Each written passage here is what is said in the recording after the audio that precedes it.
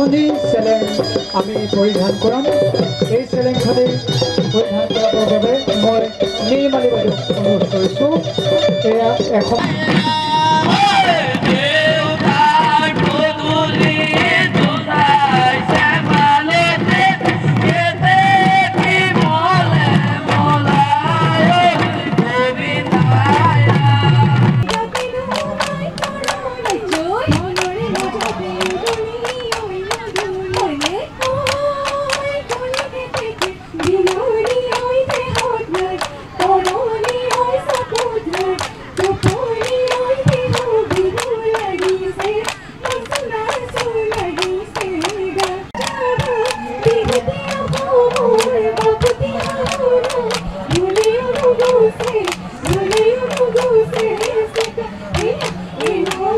খুব ভাল লাগিছে। কি ক'ম, মই মানে ভাষাৰ যাব পৰা নাই। গান্ধাৰে যি আজি কলিমতী অভিধাৰে মোক সন্মানিত কৰিছে, সেইটো আচলতে ভগৱানৰে দান বুলি ক'ম। আৰু গান্ধাৰৰ সকলোৰে মই ধন্যবাদ জনাইছোঁ। তেখেতসকলৰ ওচৰত মই চিৰকৃতজ্ঞ, চিৰঋণী হৈ থাকিম। আৰু আমি সকলোৱে জানো যে আমি বিহুৰ পথাৰখনত আমাৰ ধনকলীয়া কলিমতী বিহুৰ দেৱতা দেৱী বুলি কয়। আৰু সেইখিনি পাবলৈ মই যোগ্য হয় নহয় মই নাজানো, কিন্তু যিহেতু তেখেতসকলে ভাবিছে মই গ্ৰহণ কৰিছোঁ আৰু মই ঈশ্বৰৰ আশীৰ্বাদ বুলি লৈছোঁ।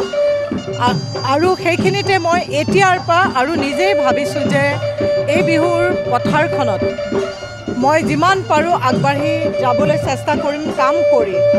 কাৰণ মোৰ এটাই উদ্দেশ্য যে আমাৰ যিখন পৰম্পৰাগত বিহু নাচ, মই বিশেষকৈ নাচৰ লগত যিহেতু জড়িত, পৰম্পৰাগত যিখন বিহু নাচ আছে সেই নাচখনক পৰম্পৰাগতভাৱে আগুৱাই নিবলৈ, নতুন প্ৰজন্মক তাৰ শিক্ষা দি যাবলৈ মই চেষ্টা কৰি আছোঁ। আৰু জাষ্ট কৰোণাস্তি মই চেষ্টা কৰি যাম, সদায় চেষ্টা কৰি যাম। কিয়নো আমাৰ সেই সুন্দৰ লাহি ধুনীয়া নাচখন হেৰাই গ'লে বেয়া লাগিব। কাৰণ আমি যদি ভাবোঁ যে আমি অসমীয়া বুলি বিহুক লৈ আমি গৌৰৱ কৰোঁ, আৰু গতিকে বিহুৰ সৈতে জড়িত সেই বিহু নাচ, বিহু নাম বা ঢোলৰ বাদ্যসমূহ যদি আমি বিকৃত হ'বলৈ দিওঁ বা তাক যদি আমি জীয়াই ৰাখিব নোৱাৰোঁ, তেতিয়াহ'লে আমি আমাৰ সংস্কৃতিক জীয়াই ৰাখিব নোৱাৰোঁ।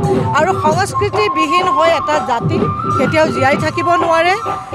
এডাল গছত যি ধৰণে ঘাই শিপাডালে গোটেই গছজোপাক ধৰি ৰাখে, জোৰকৈ ধৰি ৰাখে, বাগৰি নপৰাকে, ঠিক সেইধৰণে আমাৰ নিজৰ সংস্কৃতি, আমাৰ অসমীয়া জাতিটোক জীয়াই ৰাখিছে, জোৰকৈ ধৰি ৰাখিছে, পৰি যাব নোৱাৰাকৈ। গতিকে সেই ঘাই শিপাডালত যদি আমি কাটি পেলাওঁ, উঘালি পেলাওঁ, তেতিয়াহ'লে আমাৰ কি হ'ব, আমাৰ সংস্কৃতি আমাৰ পৰা হেৰাই যাব।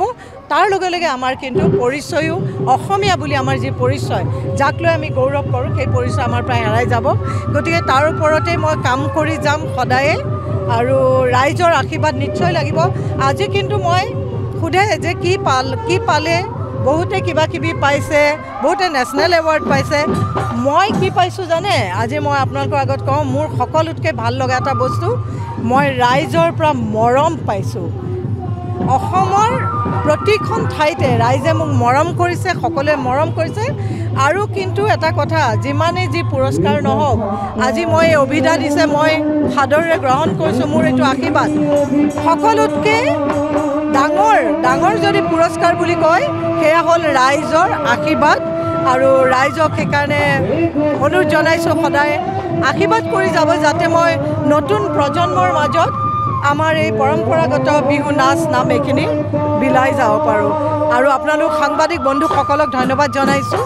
আৰু আপোনালোকৰ জৰিয়তে সমগ্ৰ অসমবাসীক মই অসমীয়াৰ নতুন বৰ্ষৰ শুভেচ্ছা জনাইছোঁ, যাতে বছৰটো খুব সুন্দৰভাৱে সুকলমে কাটি যায়। ঈশ্বৰৰ ওচৰত তাকে কামনা কৰিছোঁ। যিকোনো খবৰৰ বাবে যোগাযোগ কৰক 7099017330 লগতে 7099017110 নম্বৰত।